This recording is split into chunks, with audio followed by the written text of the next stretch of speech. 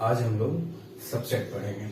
इसके पहले हम लोग सेट पढ़ चुके हैं, सेट की डेफिनेशन पढ़ चुके हैं, सेट को कितने फॉर्म में डिस्क्राइब किया जा सकता है ये पढ़ चुके हैं, और टाइप्स ऑफ सेट्स पढ़ चुके हैं। जो भी पिछला वीडियो है उस वीडियो का लिंक जो है आपको इस वीडियो के डिस्क्रिप्शन में मिल जाएगा।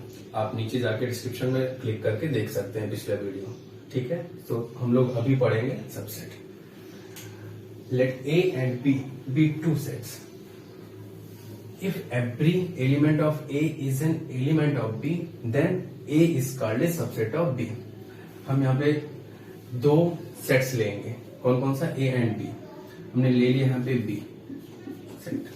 इसमें एलिमेंट ले लिया हमने A, B, C, D, E। एक सेट हमने क्या लिया? B। और एक सेट हमने क्या लिया? A। और इसमें एलिमेंट ले लिया हमने बी, सी और डी। फिर अब हम लोग डेफिनेशन पढ़ेंगे और इस सेट, इन दोनों सेट को देखेंगे और देखते हुए फिर समझेंगे इस डेफिनेशन को। ठीक है, let A and B be two sets. Let A and B be two sets. हमने दो सेट्स ले लिया।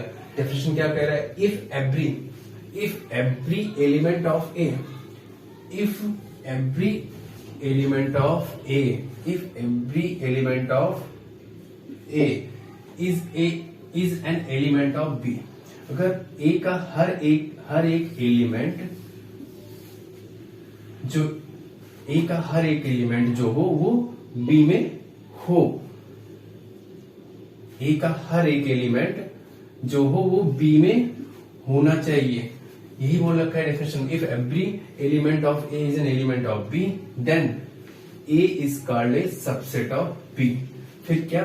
फिर ए जो होगा वो ए इज कॉल्ड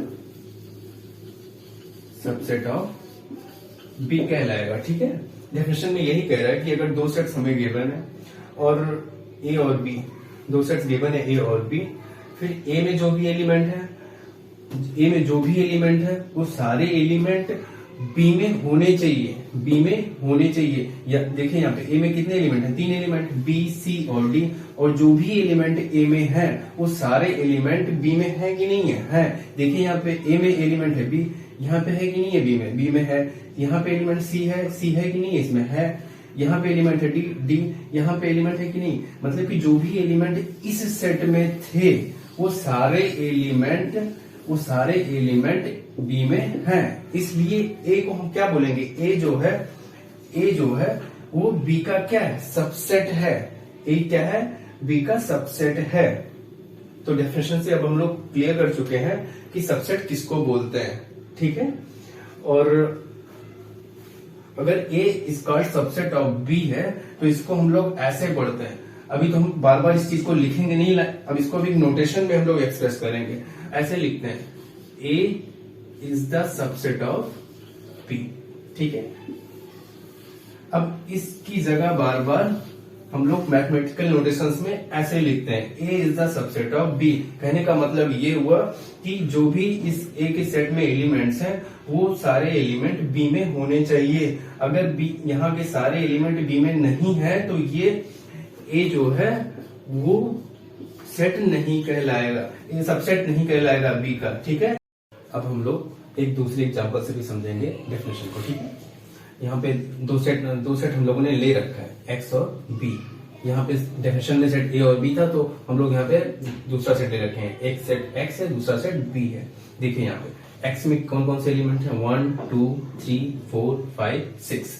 ठीक, और बी एक सेट ले रखा है हम लोगों ने, उसमें कौन कौन से एलिमेंट है? 3, 4, 5। डेफिनेशन में कह रहा है if A and B be two sets, if every element of A is an element of B, then A is called a subset of B. अब यहाँ पे देखिए बी, एक दूसरा सेट जो हमने ले रखा है बी में कौन कौन से एलिमेंट हैं? 3, 4, 5। मतलब बी में जो भी एलिमेंट है वो सारे के सारे एलिमेंट आप देखेंगे एक्स में है कि नहीं है।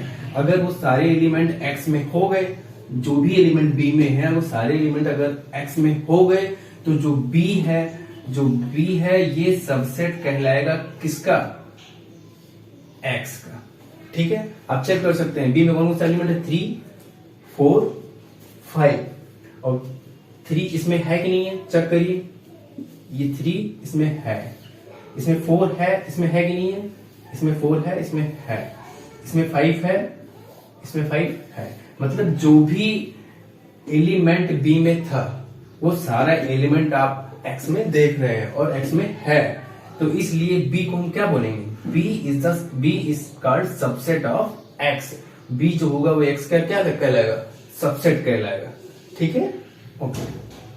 हम लोग यहाँ पे देखेंगे B is the subset of X, B is the subset of X if and only if A belongs to B implies that a belongs to x।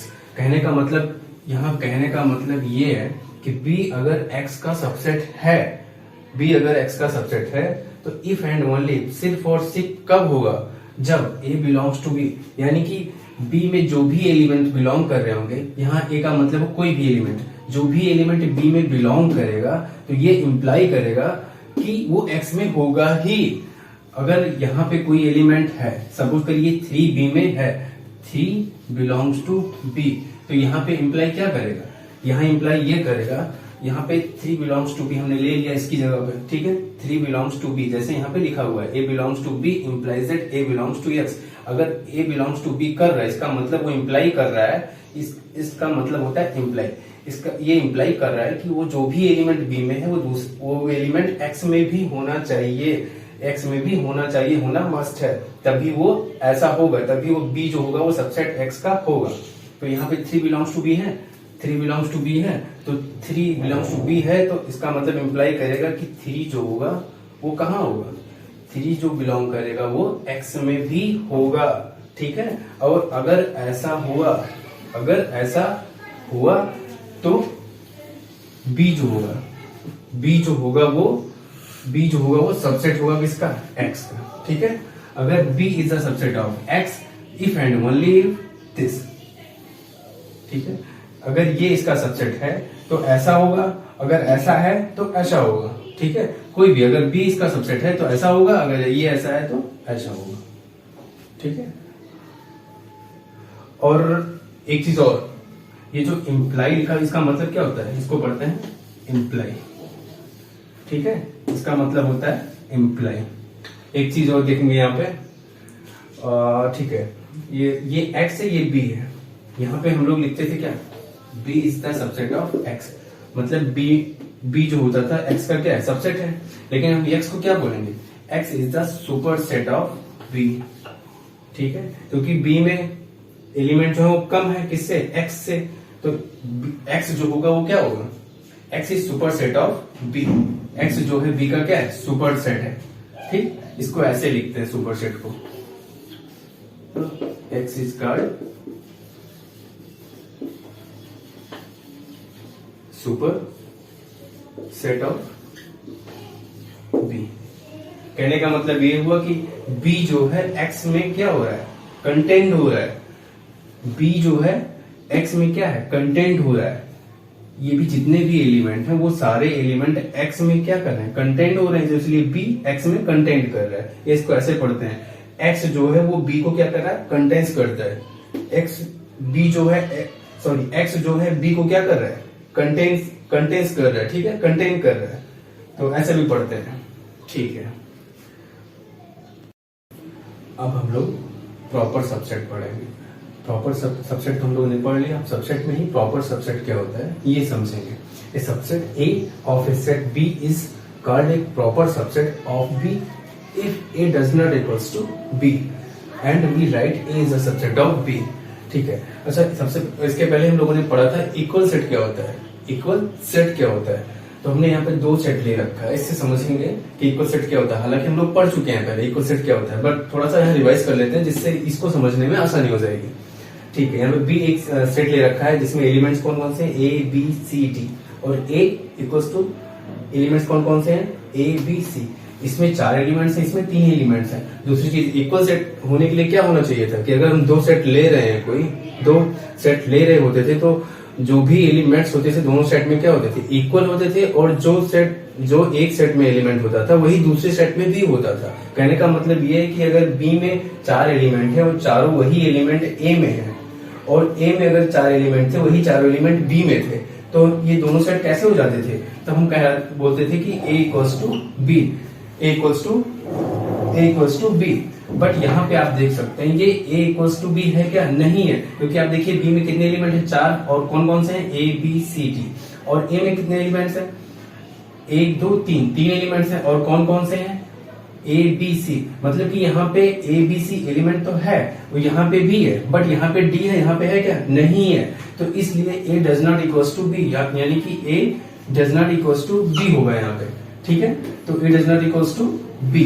तो यहाँ डेफिनेशन में भी वही चीज बोली गई है कि अगर A, अगर यहाँ पे हमने एक सेट ले लिया x इक्वल्स टू 1 2 3 4 5 6, ठीक है, और दूसरा सेट ले लिया हमने A, इसमें हमने एलिमेंट ले लिया 2 3 4। अब हमें इसको पहले दिखाना है कि सबसेट है कि नहीं है। A is the subset of x है, A is the subset of x है, A is the subset of x है। लेकिन अब हम यहाँ पे दिखाएंगे कि ये प्रॉपर सेट है कि नहीं है। प्रॉपर सेट होने के लिए इन्होंने क्या बोला है कि A does not equals to B होना चाहिए। इसका मतलब देखिए यहाँ पे A में कितने एलिमेंट है? 3 ही एलिमेंट है। ये तीनों एलिमेंट इसमें है, तो इसमें इस सेट में है, तो ये इसका यानी x A का क्या हुआ? सुपर सेट है, और A क्या है? x का सबसेट है। तो सबसेट तो हो गया, ये सबसेट, ये A जो है सबसेट हो गया x का। But A does not equals to है यहाँ पे, A does not equals to x। क्यों है? क्योंकि यही 3 एलिमेंट इसमें तो है, बट इसमें कितने एलिमेंट है? 6। क्या इसमें 6 एलिमेंट है क्या? नहीं है। तो इसलिए A does not equals to x है, A does not equals to x है। नंबर ऑफ एलिमेंट्स दोनों में सेम नहीं है, और जो भी एलिमेंट्स है वो इसमें नहीं है। इसमें 6 एलिमेंट्स थे, इसमें 6 है क्या? नहीं है, इसमें 3 ही एलिमेंट्स है, इसलिए इक्वल होंगे भी नहीं है। तो A does not equals to x, तो A does not equals to x अगर है तो ये भी जो सेट है A, ये जो सेट है A x का क्या होगा? ये प्रॉपर सबसेट होगा। क्या होगा? Proper subset. प्रॉपर सबसेट में क्या किया गया है? सेट को सबसेट को डिनोट करने के लिए ऐसे डिनोट करते थे, ये सिंबल होता था। लेकिन प्रॉपर में क्या होता है? नीचे से जो ये इक्वल टू वाली लाइन होती थी ना, ये हट गई, क्योंकि इससे क्या है? छोटा ही है, इसके बराबर नहीं है।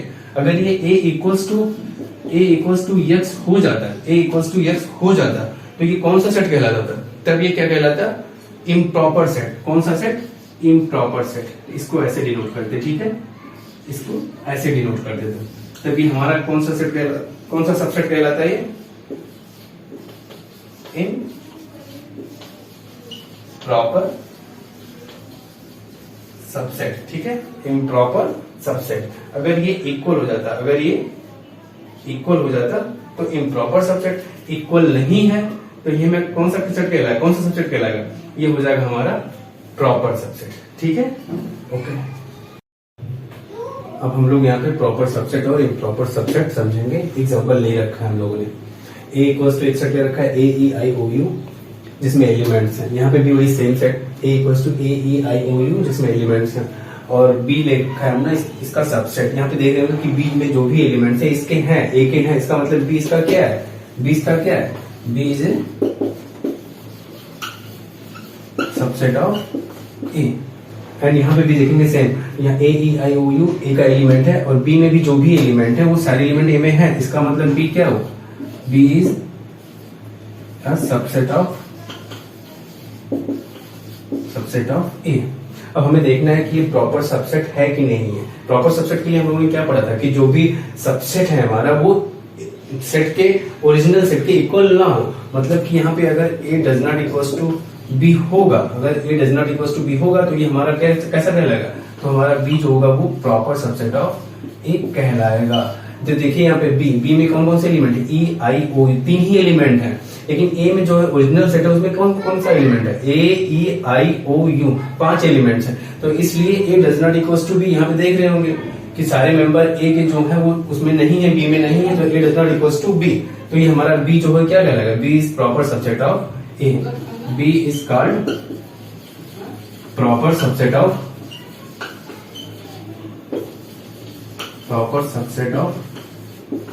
A। ओके, ठीक है। ऐसे ही तो इम्प्रॉपर सबसेट देखेंगे। इम्प्रॉपर सबसेट में क्या है? जो ओरिजिनल सेट है उसमें कितने एलिमेंट्स है भाई? A E I O U। और B में क्या है? B जो भी हमारा सबसेट है ए, उसमें भी एलिमेंट्स क्या क्या है, ए ई आई ओ यू, मतलब इसमें भी 5 एलिमेंट, इसमें भी 5 एलिमेंट, जो 5 एलिमेंट्स बी में है वही 5 एलिमेंट्स ए में भी है। इसका मतलब क्या हुआ कि ए इक्वल्स टू क्या आ गया यहाँ पे बी, जो भी सेट है यहाँ पे ए ओरिजिनल सेट और जो भी हमारा सबसेट है दोनों क्या है, इक्वल है, तो इसलिए जो हमारा बी होगा वो क्या कहलाएगा, इम्प्रॉपर सबसेट ऑफ ए। तो B is called, B is improper subset of A. ठीक है। और एक चीज हम लोगों ने अभी एक चीज मिस किया था, तो हम लोग 5 सेट भी पढ़ चुके हैं, जो एम्प्टी सेट होता था। तो एम्प्टी सेट जो भी होता है, एम्प्टी सेट 5, ये क्या होता था, एम्प्टी सेट, ये सारे सेट का मतलब कोई भी सेट हो वो सारे सेट का क्या होता है, ये सबसेट होता है। क्या होता है, 5 is a subset of every set. ठीक है, 5, ये नोट कर लेना इसको,